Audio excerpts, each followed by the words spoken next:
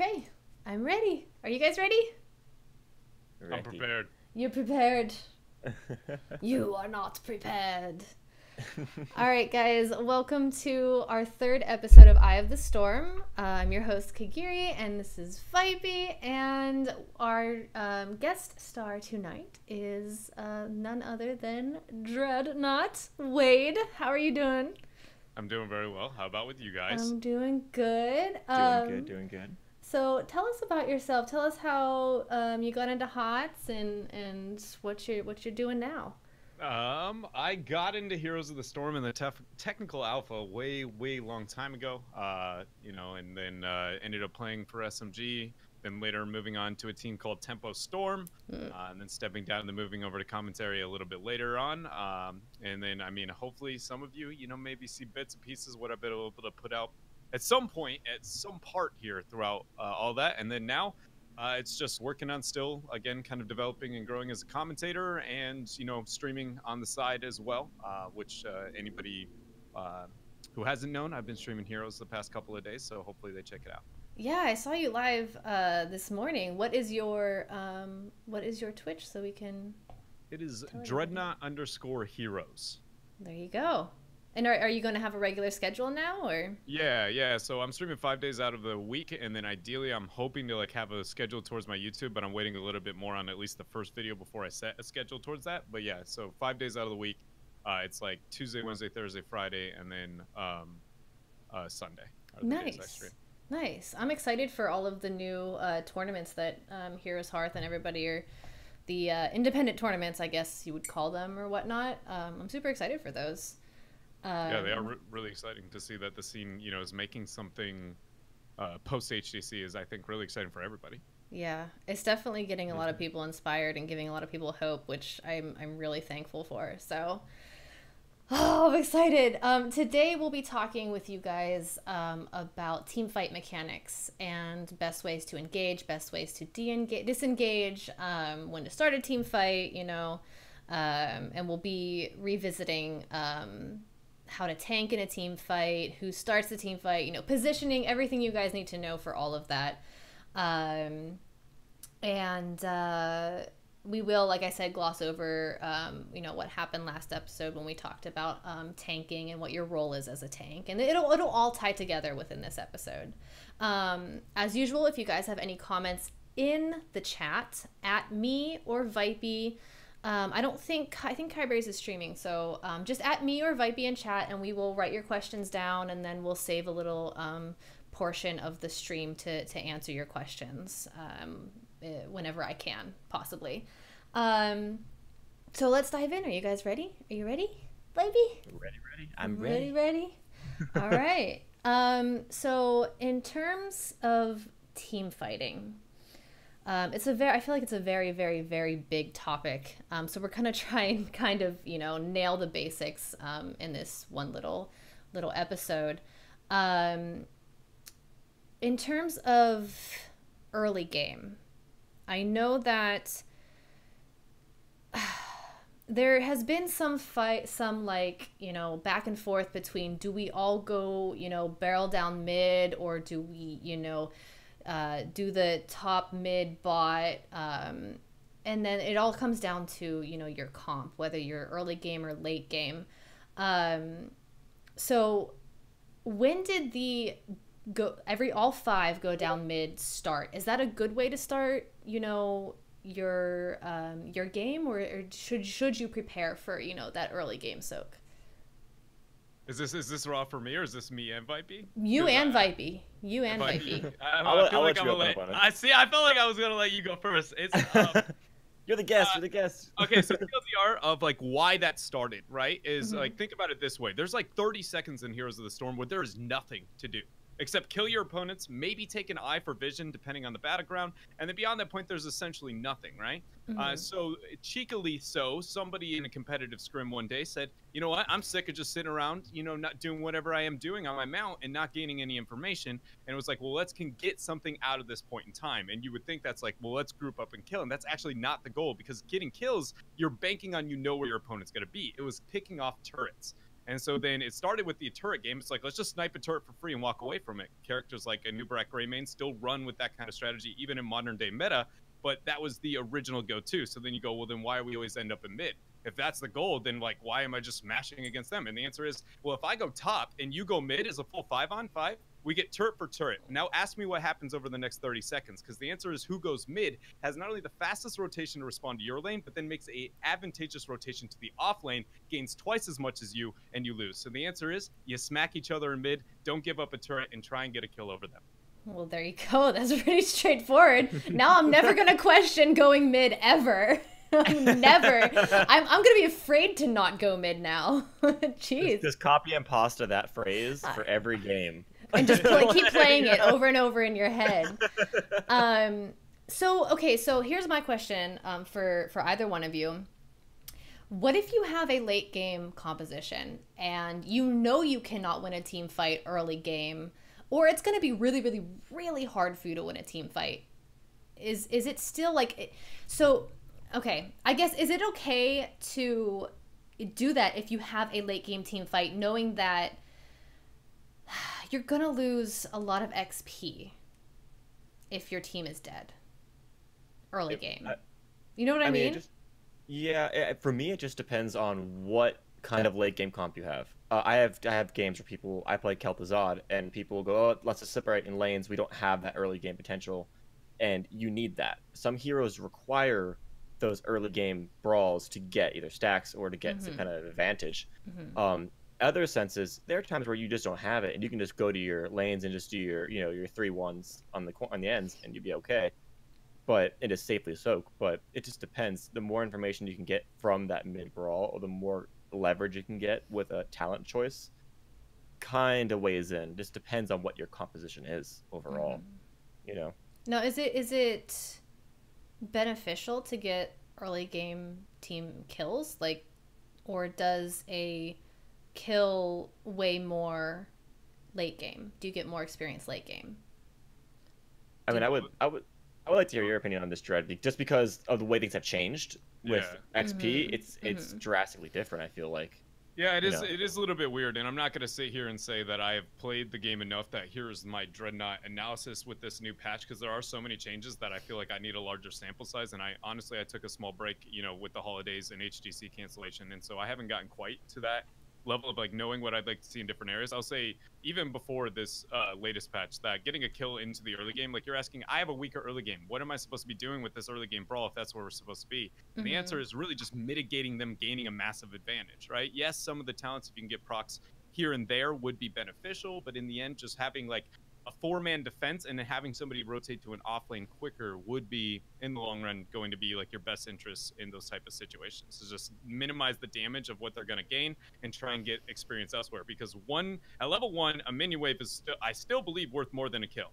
And because that is still a true statement, that means that if that offlane rotation happened, I hold off the pressure on mid, I'm winning the game starting as early as 30 seconds in.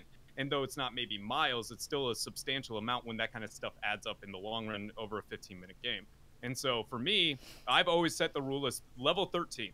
When you achieve level 13 is the moment that death timers are suddenly getting long enough that, because death timers scale with level, not with the game time itself. So when you hit that point, you are now gaining enough time when death timers are long enough that it's 45 seconds where you're actually getting things beyond that point. It's not just a kill for the experience of the kill, it's the things that go kind of beyond that point. So I don't put a heavy emphasis on getting a kill over somebody until I hit, level 13. Okay, so could it be a strategy? I know you were saying to fully all go 5 mid, but could it be a strategy if you know your team is early game to just not brawl mid?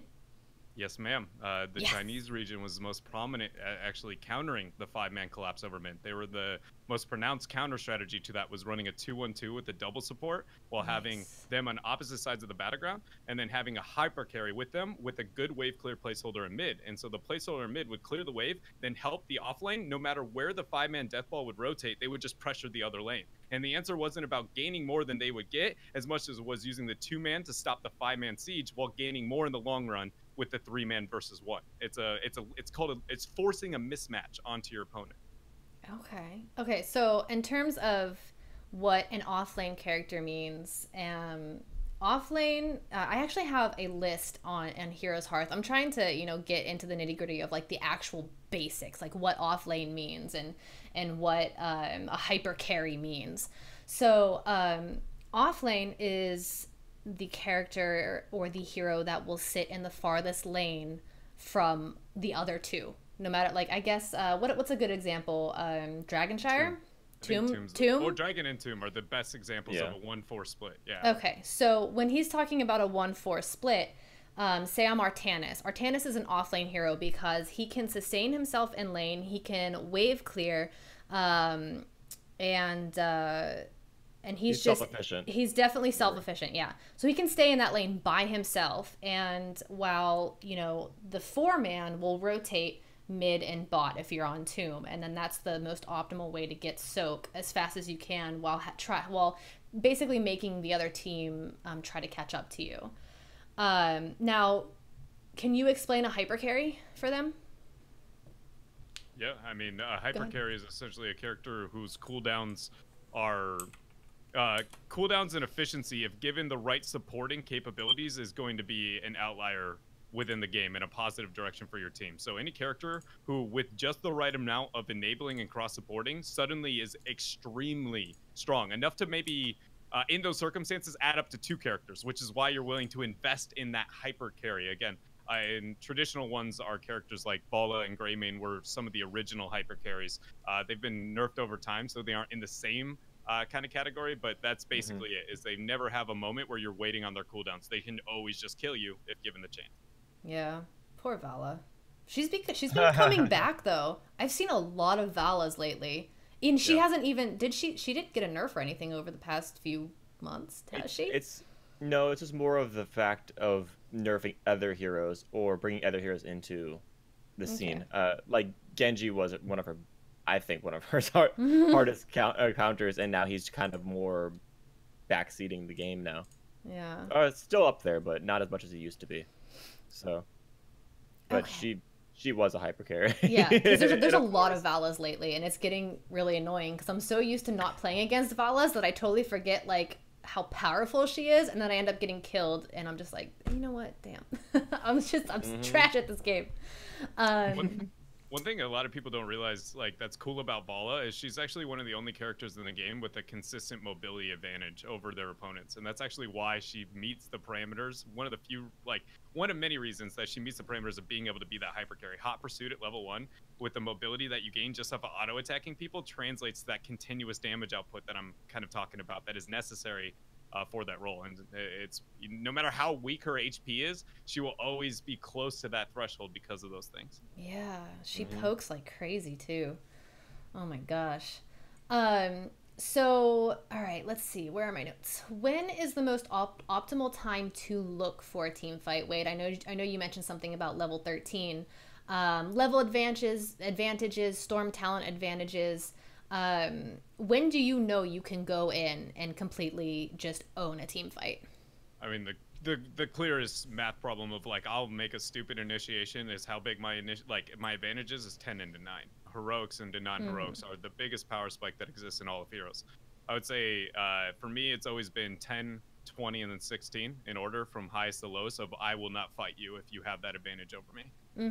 Because 16 is actually a surprisingly impactful talent tier when you cross compare it to 13, because you're like, it's post 10, all of them matter, and it's like, nah, 13s are defensive, 16s are offensive, and that is a huge difference. Is more often than not, the 13 spike is they just live a little bit longer. The 16s, when they look you in the eyes and be like, this is my battleground, boys, like, and they're just See, and so it's in that order. If I have those, I'm ready to go. I'm gonna force. I as a support, like even yesterday on stream, I was a Deckard with like a huge advantage in those situations. I'm like body blocking people. I walk up, give them the staff, let them know what's up. Like I'm ready to melee because I'm showing my team we can win this. That is how strong we are.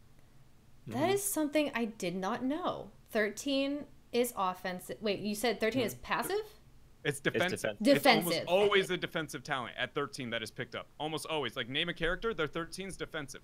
Their 1, 4, and 7 are wave clear, kit diversity, and extending a primary role that you're going to spec into for the rest of it. Post 10, it's 13 is defensive, 16's power psych to synergize with the first 3, and 20 is whatever diversifies and deals with the situation the best. I never actually knew that, and I feel so horrible right now. But I never Kagirii's actually knew that. Well, to be fair, it's not like that's not like it's a rule set. Yeah, it's not like it's written in stone, because like it truly is just a talent choice design philosophy that has been kind of modeled since the early technical alpha, and it seems like that they liked and they actually standardized it even more as newer heroes came out. I would say like it probably wasn't until like about the Jaina KT era that you could bank on the 13s being defensive. Like they accepted this is the defensive tier, finding ways to introduce that. So it hasn't been like it's the beginning of time. And even then, some characters, that's not a true statement. It's just overall, it's very likely they fit those niches at those tiers. So this is why I like HOTS. Easy to play, hard to master. There's so much depth into this game that like I've been playing this for 3 years and I never even. Okay, I consider my mind blown. So in terms of, say you're, I'm gonna do a situational thing here. Say you are 9 and your opponents are 10, and an objective is about to spawn. The best thing wait, what are you doing? Doesn't matter what you keep saying. I promise you the answer is get the hell Okay, but wait. What there if is you nothing that is valuable enough at that stage of the game of a 9 and a 10 risk. What if you can get a pick? What if you can get a pick? Is that pick gonna get you 10? Because I'll win that 4 versus 5 with a 10 advantage all day. Because guess what? Okay, so view it this way, right? This is I think a good way to measure this, right? I think we can mathematically measure, and there are variances beyond that. But like, so if you spawn with your kit, right? How many spells do you start out with in Heroes of the Storm? What? How many spells do you start out with at level 1 when you walk into Heroes of the Storm? 3. You got your Q, your W, your E, and you don't have your R yet, and that's not going to hit up to 10. How many, just in general, if you were to say how strong a heroic is for most characters compared to their base spells, how many spells do you think that is? Is it worth 1? Would you consider maybe worth 2, 1.5? How many spells is that worth for that character's kit? I don't know. I hate math. All 3. No, I would say it's equal to, definitely better than 1. My Q is never as good as my ultimate. Yeah. Probably around a 2 to 3 threshold. So let's just hold it at 2, okay? So you're telling me 9 into 10, my opponents have all of their heroics, which are equal to 2 spells individually a piece per person. You killed one of us, which means now we have 4 heroics still available in tier 5, which means we have 8 extra spells, 3 greater than your team, even as a 5-man unit. We win that fight 4 versus 5. The only time that changes is if you kill the right characters, like supports or the right backline or hyper carries that are out of position. Otherwise, you are losing that all day long. Yeah. So, what do you do when your team still goes in? Like, cry. I mean, you cry, but you have to follow them. It's the sad thing. I mean, sometimes you just gotta do what the team does, because sometimes if you just go the opposite way, you might be the benefactor that kind of messed it up. Okay, so what if your team does go in? What can you, as a single player, who should you focus in order to give your team a potential advantage in this team fight? Oh, that's always down to the composition, so it's a little bit harder. Yeah. The basic rules would be the most influential backliner or support. Those are your highest 2 kill targets in all games. It doesn't matter what, even if their support is, I can't even begin to think of one that like wouldn't be a good kill target to be able to have. So if you find a way to be able to gain advantages, either like I said, over their squishiest, like and most influential things like the Kel'Thuzad's, the Kel'Thas himself, Li Ming's, people like that, or your Ana Deckards. Okay. Okay. Yeah. So we went over like when your team should look for picks instead of a team fight. I guess that's really the only time to look for picks is when, you know, a member of the enemy team is shown overextending and you know where all the other their teammates are. I mean, obviously you wouldn't try and gank someone who's near their towers because you could just be the one being ganked. Go ahead. Can I add something? I think there's one other time that happens really consistently in Heroes that is maybe not as well known of like when you should be, in my opinion, looking for picks. And it's like, because like I think a lot of the questions at some point that we're going to be dabbling into is like, how do we come back from these situations, right? You're already talking about we're behind and my team's going in. Like how do we recover from these? And one of the places that you do look for picks to be able to recover is usually within the 13 to 16 window. Okay. Usually in the 13 to 16 window, it's actually the largest talent tier gap in experience other than that of into 20, but it's actually relative to the experience available on the battleground. In my opinion, it's the longest gap in time frame that you have. And because of that, it means that you're going to be down that disadvantage the longest time if it's a very costly snowball game. But what you do have because of that is the most probability to find a pick. And pick, because of underdog experience, is worth far more than any other choice you can make when you're behind in a game. So it's like when you're behind in that 13 to 16 window and your opponent's got 16 and they get a kill on somebody, look at the minimap and you're going to see that there's probably 2 camps, and the odds of that team being orchestrated enough to go to one camp as a 5-man unit and then on to the another one is very, very low. Hide in the opposite side of the battleground where they can't see you walk to, wait for them to walk in, find a pick there, and recover your game. Wait, there's a minimap in this game? Oh my god. Tilted. So tilted. You make it seem so easy. Yeah. I mean, it's all so situational, but those are the little Yeah. things that, like, there's so many places in all of these maps, like Dread said, that you can literally just park your team in and just take someone out so easily and simple. Yeah, we actually did Like that in one of my quick matches today. By the boss. We were literally like, we were level up on them, just kind of hid there and just kind of bullied them into dying right by their own boss. You just, and number one rule, don't face check a bush, because I have sat in the bush as Orphea and just 1-2'd a Greymane to nothing of walking into a bush. It's just use what you got to check something before you do it. No you bushes. know, you wouldn't walk off a ledge before you check in how high it was. You know, that's how bushes are. They're going to be the biggest downfall, especially in so many maps like Dragonshire, where there's that triangle of death that you might just not see someone. And if you get picked, your team loses the advantage. So you just got to be like hella safe. Let your tank do the bush checking. Yeah, it's like, I think it even expands a little bit beyond that. Like a lot of people, how fog expands in Heroes of the Storm, it's like a perfect 90-degree with the model, right? And that's the only way it will decide if you have broken enough vision in a certain area to provide that vision actually to you. And you would say, well, that makes a lot of sense to your brain and intuition. But when you go into a game and test it, you're going to realize it's not nearly as intuitive as you would think it to be.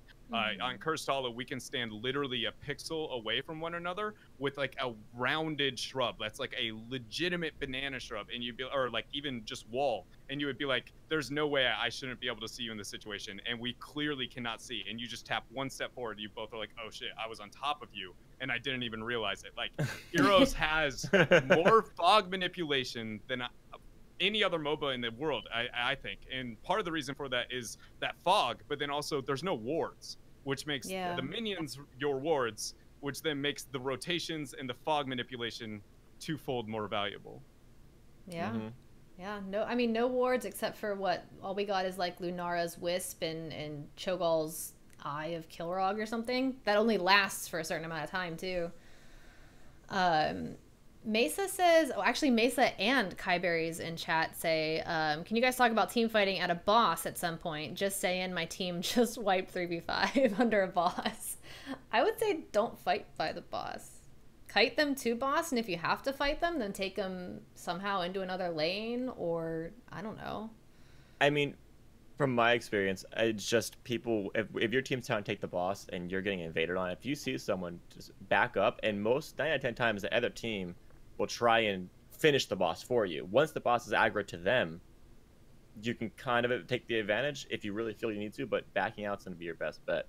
You don't want to try and fight it while the boss is aggro to your team. The best thing is to let the enemy team get the boss, and then I would say kill the boss in your own time instead of trying to get the boss, failing, and having your whole team dead while the boss is pushing. One tip I can give about fighting over a boss that if they don't know to look out for is that I believe, okay, so this may be incorrect, the number specifically. I believe it's 12 seconds is the cooldown on the smash for a boss.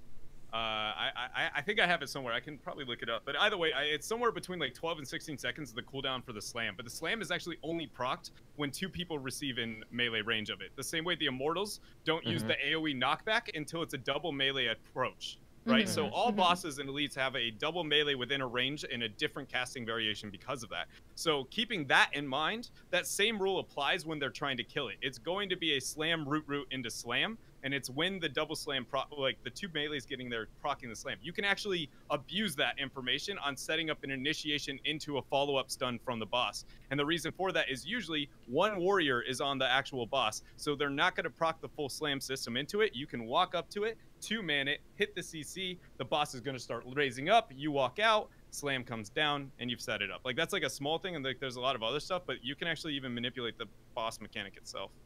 Man. Sorry, I'm vomiting a lot of information. No, this is like mind blowing. Like, I want to go. You blew my mind there. So. Like, I want to go to Heroes of the Storm school. Like, I want this to be a Heroes of the Storm school where we learn all those little mechanics and everything. Because I'm a casual player, you know. Like, I'm not gonna notice all of, like, I didn't even think of bosses having cooldowns on their like. I don't know. It's just, it's super cool. Oculus says, I have a question for Dread. What's one thing you would tell the average player to stop doing and one thing to start doing? Oof. The average player, the first thing that you should start doing is definitely worrying about wave clear. The thing and focusing on wave clear and trying to learn how it actually impacts your game and how ridiculously necessary it is within any composition. The thing I would say to probably stop doing is like, it's probably not giving something up. At the later stages post 13, it's how often a player just sees that my opponent is pushing and thinks that means we've just got to face roll into them, into the whole menu wave and everything else. Like, this is the moment. Patience is, and evaluating the situation, I think, is probably the thing I would ask players to stop doing, is because it's very easy to be like, well, this is it, and just like leap in and just be like, all right, I lost, I couldn't have done anything. And the answer is you could. You're just too lazy to want to care enough to figure out what you could have done differently, and it hurts your ego when you try to care that much and you lose. So instead, you just throw your body at it. Similar with camps too. Yeah.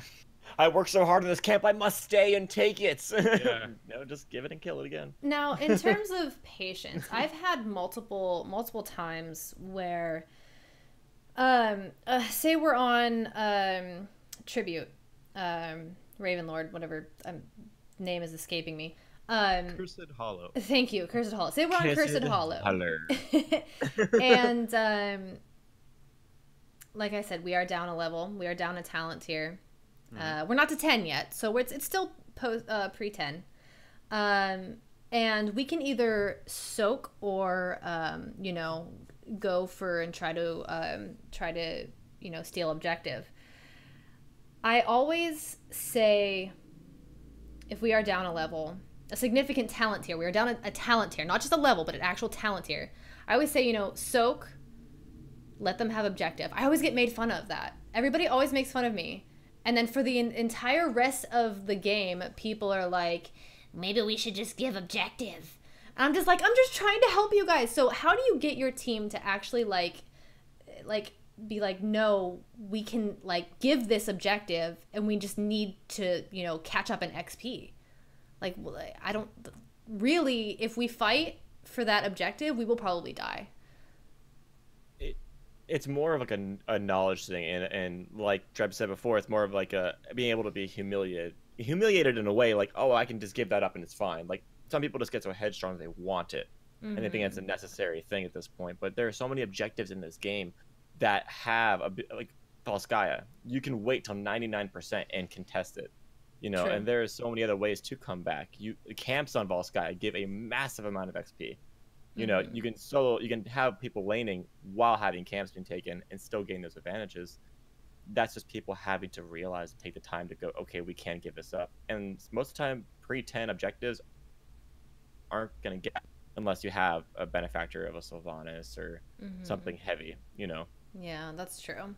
Because like then there's that spiral if you don't come to the objective, and you know the whole thing just spirals down and everybody just keeps bickering, and it's just it's hard to, you know, help your team when they don't want to be helped. So I was just trying to think of something that you could do to, you know, help yourself gain that XP advantage again. It's a little bit harder on the new. Actually, if anything, what you're asking got worse with the latest patch. Like, there is no, we'll just go get the experience elsewhere. And you could say, well, Dread, you're gonna get increased trickle down experience based on the fact that you picked up that fort. And I'll be like, yeah, but I could have had a little bit more than that short term to be able to recover in this gap. whereas I can't any longer. So that off lane makes something happen that's less valuable than it's ever been. And I think bringing it back to when you're asking when do you look for a pick, that strategy has gotten only better because the off lane clear doesn't matter anymore, or at least not to the same degree. That is where the kills need to come in at a different point where you expect them to split while they have those advantages. So because you can't just go pick up let's go get a keep turret, which would be worth, essentially 2.5 fort turrets back in the old patch. So will offlane heroes become, obsolete and just turn into junglers then? A jungler type? If it's who? Offlaners. Will they just become obsolete then? That title, I guess. I mean, you kind of already see them doing that already in a way, but more sense that you can kind of passively soak a lane unless you have someone heavily, an unbalanced lane. Then I guess that would kind of make a big issue, But camps now with the changes do give a good amount of XP, but I don't know if it's going to make them completely useless because you do need to have someone that can hold off as a Gara or a Blaze, someone that actually can push in a lane. And still, 2 towers aren't going to do anything right now. It's literally the value of nothing. But getting those out of the way in a lane that matters could be, a problem. Yeah. So you still need to have that brute there, that bruiser that will handle somebody. I think the one thing that will always hinder them from ever becoming like true, like junglers, like League of Legends-esque, if you will, is like the ratio of difficulty to take the camp comparative to the value of the camp itself, comparing it to like League in any other game is way too low. Because like there used to be a time that there were 2 characters on one battleground specifically we used to only jungle with them, and it was Sonya Rhaegar. And it was because Rhaegar was the only character in the game who had percentile maximum HP healing at level 1 with this healing totem. He was the only one who could do that. Then mix that with Lightning Bond and Sonya's Whirlwind self-sustain. They were the only 2 characters who could, like, right out the gates just say, we're going to start off with a night camp and you're going to have to deal with this stuff. And that took 2 very niche self-sustaining things just to even pick up that camp. And that was the only time it was ever viable. And what I'm trying to highlight is, like, that took a lot of resources to get that. It only takes a little bit of a leash and a smite out from your jungler in League of Legends to pick up its first camp, hit level 2, and start self-sustaining. So it's like, they're never going to be really as effective in the game, only in the jungle. But they always, like, if they can dabble, it's always going to be really good. But that usually means they're just winning their lane, and that's, a clear sign for success anyways. Yeah. Yeah. So when you say camps give XP, do they give XP as they are pushing a lane, or if you kill them? The capture point. The capture point give you the XP. Okay. It used to be both directions, but now it's only one. Yeah. Gotcha. And they were supposed to originally give it to you when you, for enemy team, if they killed the camp, you'll get it. But now it's just the capture. But it did increase it, if I remember correctly. I could be wrong, but I think it was increased. From what we talked about last time. It used to be sorry, keep going. No, I'm just saying, but other maps compared to the old school maps like Cursed Hollow or Dragonshire, their XP contribution is not as heavy as maps like Hanamura or Volskaya. Those ones give a extensive amount of Hanamura XP. camp takes forever to capture, no matter what time of game how late game it is. That thing takes forever. When is it the best time to grab camps now with the changes? It will always be when there's an objective pushing elsewhere. Like, mercenaries have never changed. They will always be a tool to create pressure at 2 different points of a battleground at once. Okay. And there's no really other way to look at them. Even bosses, even the different caliber. The only outliers are sappers, because they're suicide machines that as long as they get the value, it doesn't matter the point in time that they're pressuring. It's just that they go off. Right. But all other camps are just to create 2 different pressure points and put your opponent in a lose-lose. You either answer to this and you struggle up there while we buy time here, or you answer to that and lose down here. And that's their only intent. And other than that, they enable vision and rotational advantages. But the biggest thing is the pressure. Okay. I mean, especially like Alterac Pass, that the null camp can literally you can get that constantly. You can pile up 3 times within an objective period. Yeah. And really keep that going. It's a hard camp to take sometimes, but it's right there by the objective most of the time. That's one of those camps that give XP, and also on top of that will give you that push in mid lane. That puts a lot of pressure on. I like that camp. It's one of my favorite camps because it just keeps spawning. It's like, yeah, time to get a camp now. Because I started off with Sylvanas when I first started playing the game. You? And so like No. in my mind, I'm like, I must get camps. I must get camps. Like no matter what hero I am, like Johanna, I'm gonna get a camp. I know it's horrible, but okay. So back to team fights. What are good indicators to back away from a team fight? Say like, so I have examples here. The healer or the tank on the other team, or a healer or a tank on your team dies, or the member of the enemy team pops an ult that can turn the team fight into their favor. Lily Jugs, Rhaegar Bloodlust, Ancestral, Arterial Sanctification. What are some other good indicators like that you should just like get out now? Did I mention all of them? Like, you mean like the ability wise? I would say Abathur clone. You see that being that pop. too. You have a good second or two to get out of the fight before he actually can activate himself. Yeah. Dragon Queen. Yeah. That's a huge. Once she pops it, just get out of there and makes it completely nullified to what her use was for it. Yeah. Stuff like that makes it really easy just to kind of back out. But then there's all the other abilities that actually, when you see them being used, to re-engage. If you see Kel'Thuzad uses his entire combo, that's it. He can't do much. Engage on him. You see Orphea miss a Q and her combo, go on her. She can't get anywhere.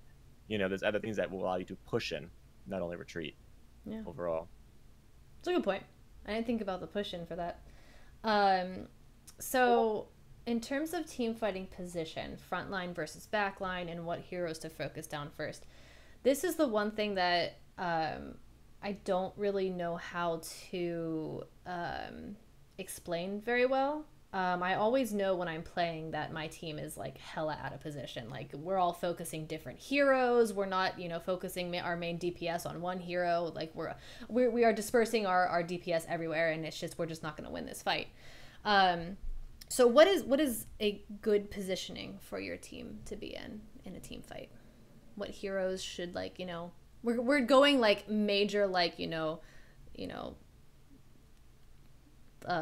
what's the word I want? Basic knowledge here in terms of team fighting. I mean, I think the safe rule is your warrior should always be up front, right? There's a reason he's got a higher health pool than you. Mm-hmm. And then beyond that point, then you want the melee assassin or offlaner to be somewhere similar, close but no cigar. Usually they're like a equal representation of like a front line, if you will. And the only thing is that they're attacking from two slightly different angles in hopes that like they can double down on the probability of your opponent making a mistake. Mm-hmm. Like that should be their role. It's like they're hand in hand. Your main warrior's probably more up in front than your offlaner, but for the most part, it's like, hey, if Murden, dwarf tosses in, finds a Vala, and then ends up throwing a Stormbolt, and it doesn't actually connect with her, right? But she ends up burning the vault to get the dodge. That's where your offlaner's like, that's an easy swap because their gap closer's gone. It's kind of this like 1-2 initiation duo up into the front. And then at that point, I would argue it should be, for the most part, just all of your damage and then your support. But your support will fluctuate. They never want to be at the front, but they can't always be in the back is the best way to describe it. They just have to, it all changes on who's the most valuable for your team, who's getting pressured the hardest. Like that's like each to their own, depending on how it happens in the fight. I wish we had like basically the rover of heroes, if you will. Yeah, I wish we had like a diagram that I could like put up on the screen to like kind of like a football, like XO, you go here, I go over there. But yeah, a lot of the times I've noticed that in team fights that we lose, everybody's focusing on a different hero. Every single person is just focusing on, like I'll be focusing on an Orphea, the other person will be focusing on the Lucio, and like I feel like the best thing is to just focus down one hero with your entire team, even if it is the tank, if he's low, and then but like you said, if you do see those opportunities where you could, your DPS could just knock off a Vala like that. But like I said, like the every time we lose a team fight, everybody's just focusing a different hero. I think you just hold on. You just made me realize there's probably a common problem on how people think about this, right? Because you were just talking about the warriors, right? And right. how like you want to focusing a target. You are right. Like focusing a target's always going to be better. It's efficiency with the damage, right? And you're talking about, well, even if the warrior's low, then maybe it's probably going to be better to focus that, right? And we told you that it would be like, well, warriors don't make the most sense. But then we also were talking about what fights don't you take, right? And the rules were the ones without supports and the ones without warriors. So debatably, when is that warrior kill worth your time, right? And the answer is if it's a kill. It's not that they shouldn't be focusing the warriors. Heck yeah, I want you to kill that warrior. That is the second most valuable thing on their team other than a support. The question is, can you kill the warrior? And if it is ever a reasonable choice, yes, please, kill him 100%. Like, Stitches is too far out, whatever. Like, no way to escape that. The only guy I would say that ever changes on is Garrosh, and that's because armor is a math problem that I refuse to...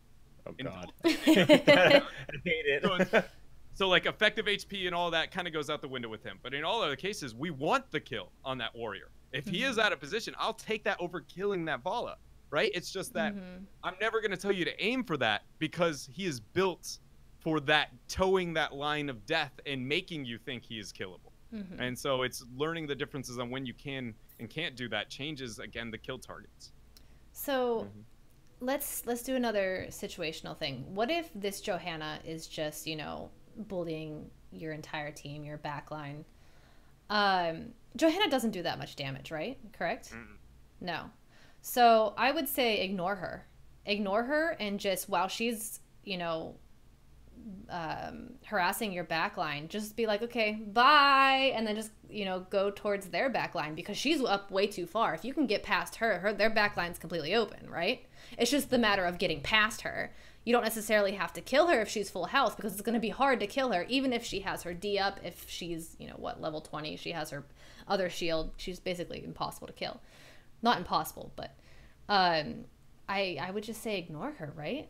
Unless she's super low. Like we said, if she's super low, by all means, kill her.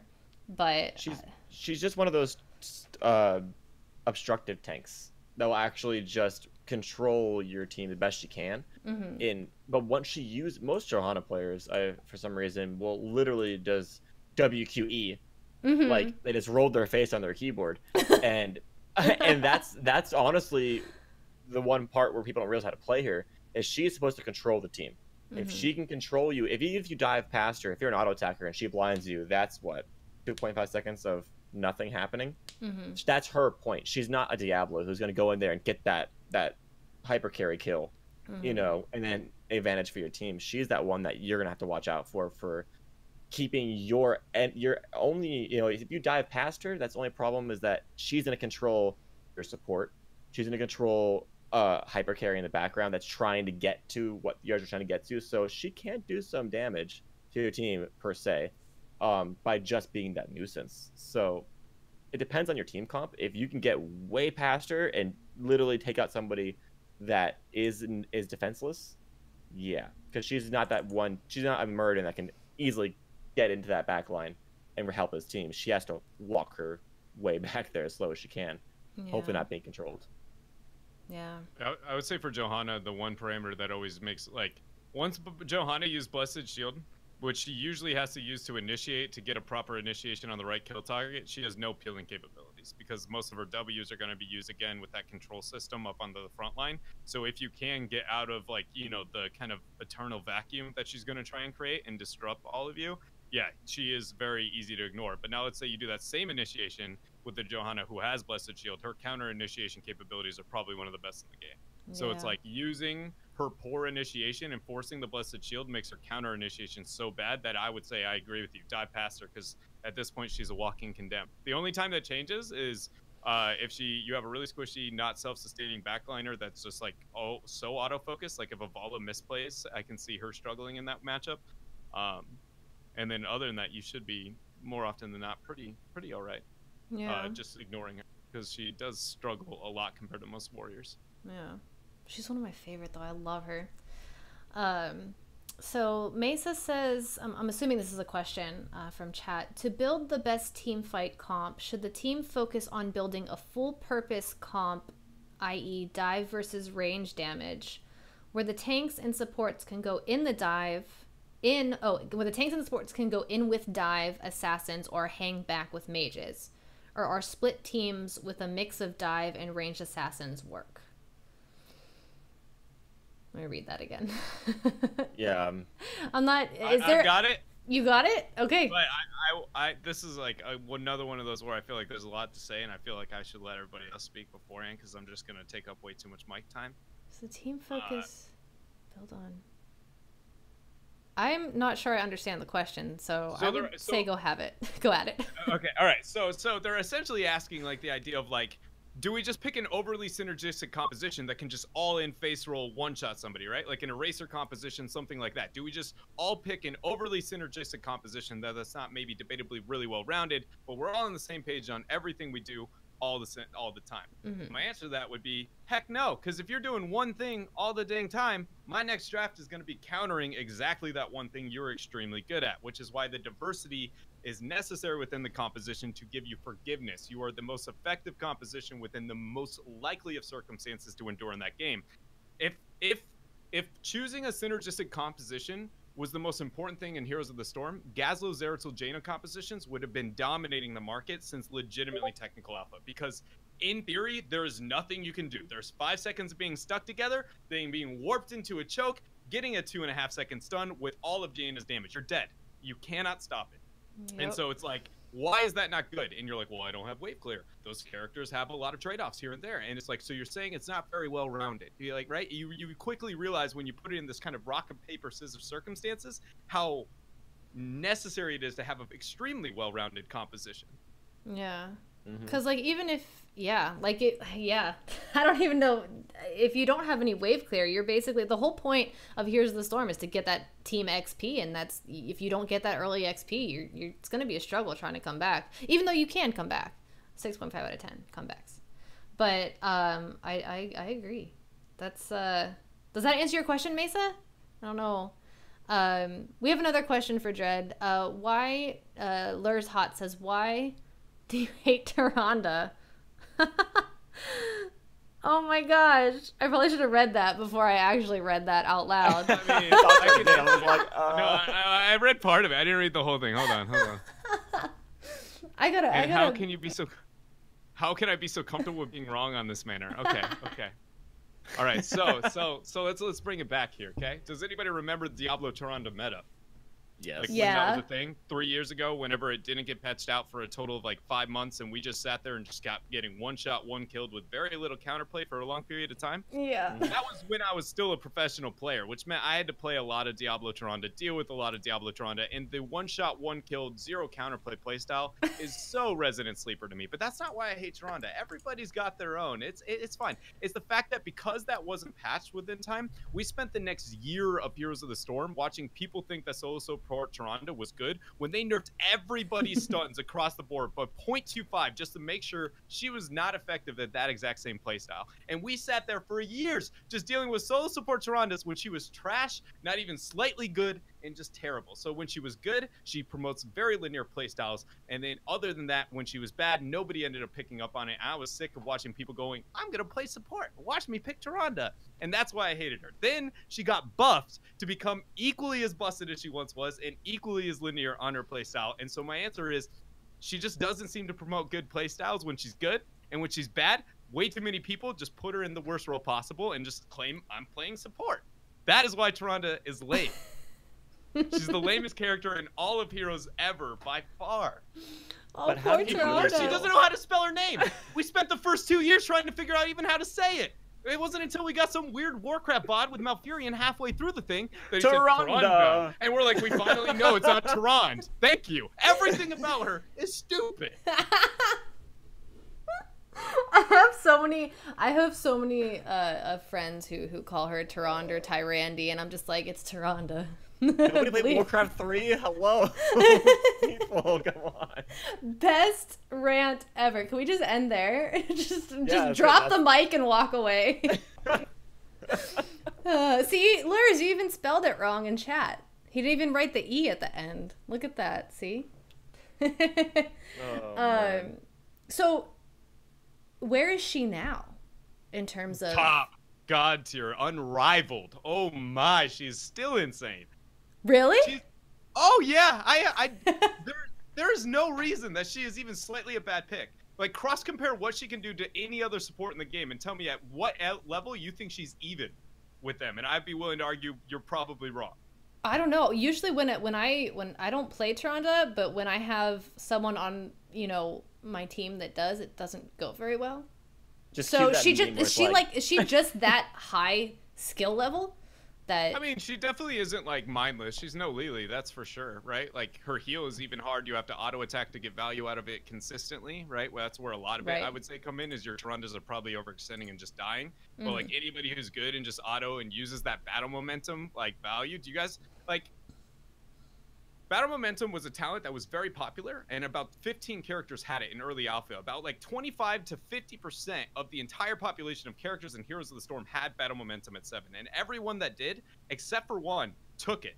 Because it is such a good talent to get auto attacks to get CDR. Tyrande is the only character who's been given the graces of battle momentum back at a consistent baseline level on a cleanse that gets amplified with spell armor depending on how you want to approach it, gets increased depending on how you spread it out across the board. And by the way, she's the only support with a ranged follow-up that can pretty much make any tank a kill target. Like, it's like making her healing on make Karzim have less mobility, increase amount of healing, and then he can do double the damage to warriors if he hits 7-sided strike, and you might be getting close to the kind of caliber at which she meets comparative to all the other supports. Yeah. Like, I don't have words. Like, the fact that she is still at the stance that she is actually kind of blows my mind a little bit. Even when they swapped the talents. Like, yeah, even with the talent swap, like, I don't feel like it has that big of a setback. All you did was remove kill potential threat in levels 1 through 7 and make her more standardized with support. So by her nerf, put one element of her kit on average with all the other supports. That was what the nerf did. We took her from this outlier god to just being a human, which she still has other things that are still in the outlier territory, like multiple things. Now, what Wade was talking about, CDR is cooldown reduction. So by getting auto attacks off, her ability cooldowns are faster, right? That's how she works? Right? Yes. It goes, battle momentum to be all of yours. Yeah, it's just her Q specifically. Yeah. We're talking about Tyrande. Do you have a build, a go-to build for Tyrande? Ooh, that's a good question since they adjusted them. I would say at like level 1, I think Elin's Chosen is always going to be a reliable, consistently good talent. I don't think it's the must-have at all points in time. Otherwise, I go with Spread Q. At 4, increased range and damage on Lunar Flare is a must because, again, that suiciding we were talking about before, I think more often than not, that's going to be the go-to there. 7, it's Cleanse or Spell Armor, I believe, are the 2 opportunities there. 10, more often than not, I take Starfall, but that's to each their own. If you think you need to support a little bit more, consider going into into Starfall. 13, that's a good question. I actually don't even remember her talents at 13. You should make a build on HeroesHearth and put it in chat. All right, I'll do it. Hold on. If you guys want to see any of our builds, go to HeroesHearth.com and just look up any hero that you want. They're all there. Let's see. Do we have any more team fighting stuff to talk about? Let me. So I guess what'd he say for level 1? What did you say for level 1? Elin's Chosen. I guess all in all, things to think about before engaging in a team fight. What level are we? Do we have our full team present? Are our alts available? Not available as in do we have 10, but are all of the cooldowns on our alts down? And what are our rivals' alts, and do they have them? You can't see if rivals' alts are off cooldown, can you? Nope, no. But you can do a simple math problem. You could. So pick what hero am I playing? Go ahead and pick it right now. ETC.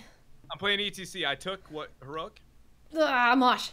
All right, so we take Mosh Pit. We've got a 100-second cooldown, okay? Right. So now we're going to take our 100-second cooldown and we're going to imagine the team fight that we ended up taking, right? And then we'll just say that was a full minute back, right? Now we're going to consider the average timer of my opponents, right? Let's say a couple sitting at 60, a couple sitting at 80, and one fatty 100. Now I'm just going to replay that team fight in my mind and be like, okay, I probably used mine a little bit earlier than they did. They followed up after I opened with the mosh pit, and that team fight happened a minute ago. So therefore, we know, considering our timer and when we used it, roughly how long theirs is going to be up on based on how that last team fight unfolded. So we've got a minute, and ours went off 10 seconds before that, 70 seconds in total. So that means all 70-second cooldowns are already up. Then everything past that point, you got 10 seconds till that, and then you know the person who ended up matching you, you've got about 30 seconds. Okay. For all Facts things are you don't know, facts. you can look to yourself. This is making me want to like go on like a professional team and just like grind all of this information. Like I want to do it. I'm ready. Let's go. I want all of this information in my brain now. Mesa says people have been arguing about kills versus hero damage. What's more important? Is their value as high? Is their value as a high hero damage, but with fewer kill and vice versa stats? Okay, I don't get the second question. That's kind of like the same factor of if you watch off topic. If you watch Overwatch as a stream, people will say, "Oh, I must get all golds." That doesn't matter. It's about your effectiveness. I mean, your stats, are going to have a huge difference, but if you have high damage in a game, you can't just say, "Oh, I have high damage. We didn't do anything." That means nothing. That means you can just be literally buffing your stats, et cetera, et cetera.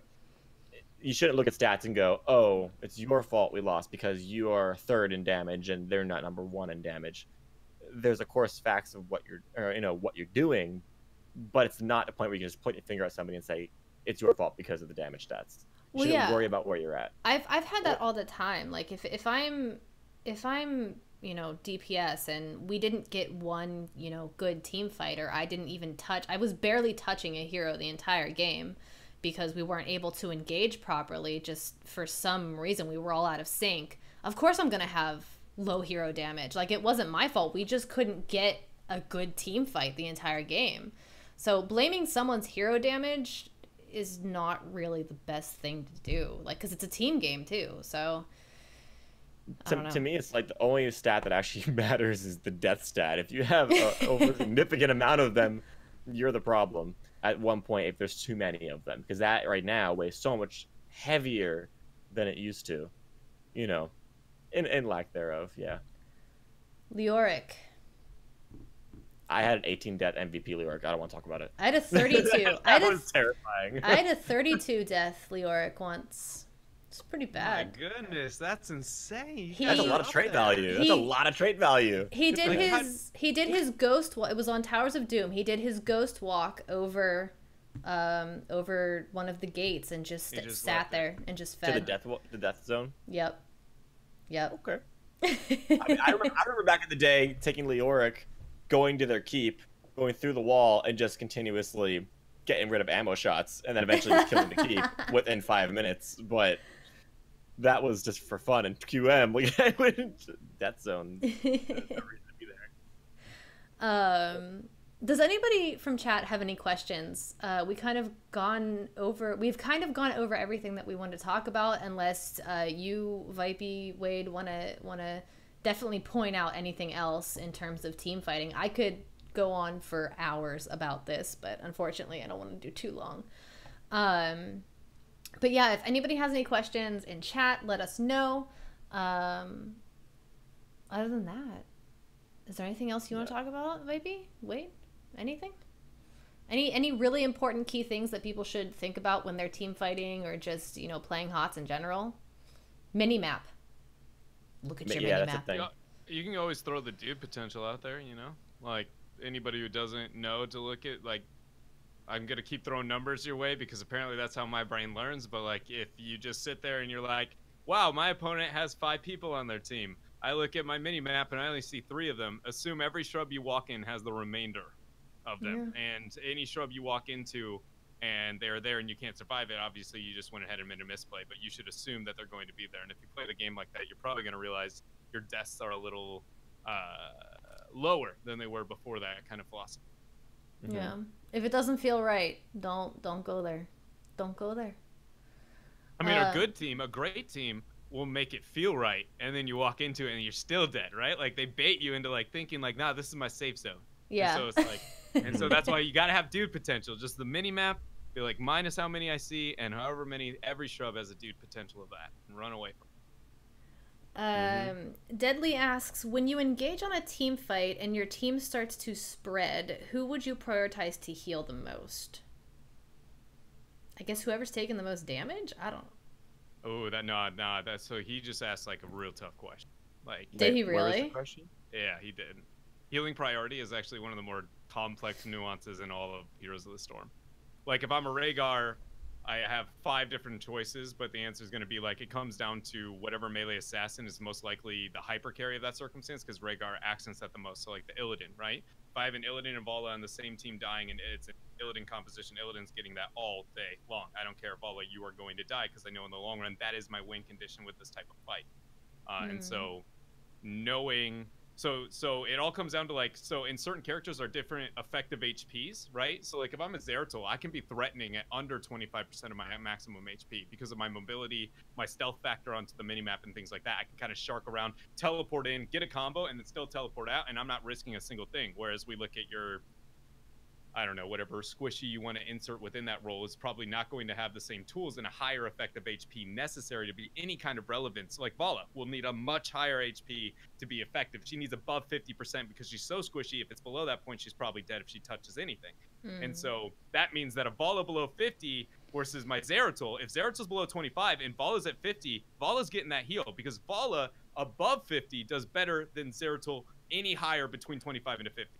And so, like, it is an extremely complex compositional and, like, their comp and your comp are both extremely relevant in that. I could listen to you all day. I know, right? I'm just, like, mesmerized. I'm, like, staring. Like, I'm staring at my screen, and I'm like, tell me more. This is probably, like, the first time I just saw that me and Kagirii are just like this. I'm, like, just staring. I'm like... We're both... So... I can see us. We're both just, like... It's just, honestly, it's just really cool to think of these different nuances that I mean, like, you think you know, but you just don't know, and it's cool. And I like learning new stuff, and that's really a nice way to think about it, you know, of where the priority factor is of somebody who actually can need that heal overall. Yeah. Garrosh is a perfect problem. He's the exact opposite. He's a dream. Yeah. He's a healer's dream. You want them low. If anything, you're not healing him, right? And so, like, that matters a lot. And he's the opposite, and more people probably know that. But that same thought process of, like, is this Garrosh worth this heal? Goes to everybody in the game. It does not stop at Garrosh. It always matters. And so it all changes based on those things, right? And then it gets even weirder. Then you could be like, well, it's Rhaegar, and it's like, well, then positioning matters on that heal too. So then it's like, well, then who can I bounce, and can I bounce to the right targets? And it's like, will I get a full bounce in half a second? What are the odds that they move closer that I get a full value bounce out of that heal? And is the target going to survive within that window? Like, right? And then it's like, well, that was just one character, one spell. Like, it gets very, very wild. Like, and probably the character who's the most unique in it out of all the supports are either Brightwing or Karazim, because, like, they have a very different role they fill. It's not the let me help you and get you back to full HP. It's like, we're going to work together as a tight duo, and we're going to kill the hell out of this thing, right? Like, I'm going to punch it, I'm going to 7 it, I give you the heals, here's a cleansing touch, or I TP onto you, here's the blink, here's the poly, here's the movement speed. Like, it's such a duo enabling that it changes how you approach healing even as them. I want to be on Dread's team. I want to do it. And then Brightwing pulls out a knife, and then she stabs them, and then they're dead. Okay, I'm going to let you guys in on a little secret. One time I ancestraled an Abathur clone. I'm not going to tell anybody else that. It was pretty bad. A Nova clone? No, an Abathur clone. Could have been worse. Could have been a Nova clone. Yeah, it could have been. I thought I heard Nova clone. I was like, I was judging you a lot more in my head than Abathur clone. I'm not going to lie. I probably have ancestraled a Nova clone. I probably have at some point. I played a lot of Rhaegar. I wouldn't be surprised. I mean, Stukov has that same factor, though. It's kind of like, I mean, I love Stukov, but I find myself just putting the pustule on myself and using myself as the beacon. Yeah. Because you're the most reliable target. Because there are times where you'll put on somebody and they'll be like, "Ooh, something shiny," across the other side of the map, and you're like, "No." Yeah, on Rhaegar, not gonna lie, sometimes I prioritize myself and let it bounce to the other heroes. Because if I die, they're all dead. Like, I mean, if I die, like, yeah, I don't know. It's the airplane factor. Put the mask on yourself before you're on somebody else. Sometimes, depending on what you're playing, I guess. Yeah. You know. Popular Metal asks, question for Dreadnaught again. Thoughts on pings and why no one pays attention to them? Because we overuse them. Yeah, I was gonna say if someone is overusing it, it doesn't mean anything anymore. Here's a simple example. Okay, so like, if view your pings as a currency. Okay.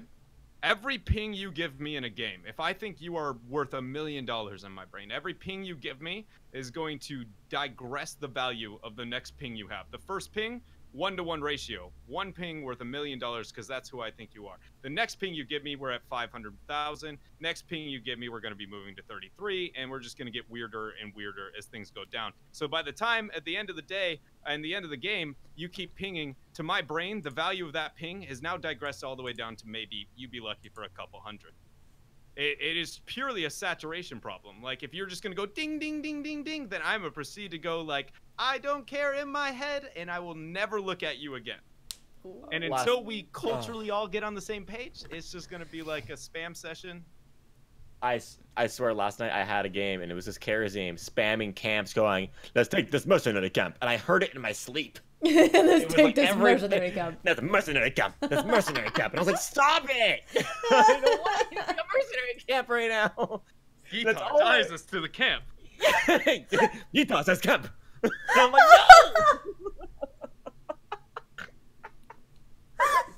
no! That's all I heard. I was so mad. I'm crying. Oh man. Oh my But yeah, God. no, it's true though. The only ping I care about in a game is if I'm in a solo lane and I somehow am not looking at my map and there's a retreat on top of my head. I'll go, thank you. I appreciate it. And I'll do that. If I don't see somebody, I'll just give someone a retreat just to kind of give them that alertness. Because some people just gonna go, okay, I'm in this lane. And they don't realize, you know, that everyone's missing. Yeah, you know? I would say you want to look at your mini map more than the actual map. I don't know. That's what I do, at least. If I can see all of the hero, if I'm the solo laner, offlaner, and I can see all the heroes on the map, I'm fine. If I can't, I'm out of there. If you can't see any of the heroes, just back up. Just back up. It's the safest thing to do. Mentality for me, it's like, I think of it as I'm driving a car. Whenever I drive my car, I'm like looking at every review mirror I have when I'm driving, because I'm an alert driver. You know, and I also like to drive a little fast. So and that's how I see that. I'm looking at my review mirror constantly, seeing where I am. That way I'm not kind of just going, okay, I'm out there, and there's no protection for myself. Because you're the first line of defense for yourself. Is that it's your biggest asset. Yeah. You know. Lurs Hot has another question. Uther tank, seasonal fad, or an actual legit thing that can do all the things? All the things. Say that again. Who? Uther tank. Uther tank. Never was a thing. Uther's never been a tank, and for some reason, the branding of it as a tank has blown my mind. I don't understand. Yeah, it's been happening a lot lately. Oh, it blows my mind, dude. It makes me so upset. Like, why did we decide that words stopped mattering when it comes to labeling on some of these things? Right? Yeah. Like when you have an off role, play a warrior, you can call it a warrior-esque, like a tank-esque of that role, and the tank build of things like Zul. But in reality, Uther as a tank is just a beefy support. Yeah. That is all he's doing. He's doing beefy support stuff. Well, he's got a stun to set it up. And it's like, a lot of supports have a lot of stuns. The only difference is he's got a health bar that matters out of all the frontliners, of all the supports that exist. And when he dies, he's not useless. And mix the two together, cross-supported across the board, it looks really good. But, like, he's not a tank. that's a double support with one of your supports having a higher health pool. Anybody who walks up to me and says, this is a tank, I just go, like, I don't understand, like, is Murky a warrior? Like, because we're just saying things now. Like, we're just making words. What about Zul being actually a bruiser now? That is slightly a thing. Like, it's to some extent. He's always been very dependent on his level 1. Like, since his release, it's been like, is his 1-up? He's probably pretty hard to kill. Probably going to be a problem, right? And it's been like, if it's down, he can wave clear and create Zul, like some ghouls. That's cool. Ammo doesn't exist, so his ghoul impact is lower than it's ever been. Wave clear matters debatably more than it ever has because some of the vision and information and experience gain over time. So I would say he's better than that, but is he filling the role of like a true warrior? No. But is he being a bruiser and tanking? Yes, up into the front line. He's just making up for his weaknesses, being healthy, through his wave clear and competency at other parts of the battleground. But does that make him a warrior? I don't think so. No. In the new rules, like the bruiser category has like specific check marks you have to hit, and he hits them. You know, like Ragnaros and Thrall hit them. They have sustain. They have wave clear. That's what a bruiser is going to be categorized as at this point, not as a warrior, which is why I kind of like the new rules whenever they decide to come to our presence. I like them because it kind of gives that more of like a, I mean, for myself, I'll go there during draft and go, I want to play something, but I'm picking between 4 classifications, and I want to kind of narrow down what I'm looking for. This is gonna help better, overall. But yeah, I like Zool. I don't think it's that useful. He's pretty. He's fun. He's useful. It's just like in, solo senses. Yeah. I think he requires a little bit of like communication. But his self-sustain is insane. If you get like a real good comp with him, he could just like last for days. All right. Does anybody else in chat have any questions? If not, we're gonna sign this thing off. Thank you, Wade, for joining us. Yeah, thanks for having me, guys. Your I don't know, knowledge of the game is incredible. Like, I thought I knew a lot of stuff, but apparently I don't. It's very humbling. It's humbling me. I love it. I love it. So why don't we remind everybody where we can find you, what your stream schedule is, and what you'll be doing from now. You can find me on Twitter at Wade Penfold. My Instagram is Wade_Penfold, maybe. I don't know. One of my other stuff will eventually tell you how to find my Instagram because I don't remember it. YouTube is Dreadnaught_Heroes, and then on Twitch.tv it is Dreadnaught_Heroes as well. I'm not gonna I don't know exactly what games I'm streaming when, haven't figured that out completely, but I do know what days I'm in fact streaming, at least so far, and that is going to be Tuesday, Wednesday, Thursday, Friday, and what day? Sunday there. Saturday and Monday are my days off. And you guys can go ahead and catch me again at twitch.tv/Dreadnaught_Heroes. Streamed Heroes the past 2 days. Probably going to be some, no matter what, sprinkled in here and there. It's a game that kind of, it made me who I am today, and so it's real hard to walk away from. But at the same time, I am venturing out word in my world of commentary, or at least attempting to try to do so. So anybody who enjoyed anything I had to say on the mic in terms of hype or action or anything like, hopefully you continue to support me in whatever, kind of direction we end up landing. Well, you know your stuff, so, and you have very good presence and speak very well, so. Thank you. I think you're going to go far. You're going to go far, man. Vipey, where can we find you? You can find me at twitch.tv/Vipey. You can find me on Instagram and Twitter, Vipey_. And yeah, I actually in February am going full-time streaming, so. Oh, congratulations! Yeah, sure. It's terrifying. It is terrifying, but it's exciting. Holy moly. Yeah. That's so cool. Yay. I'm so excited for you. Thanks. You're welcome.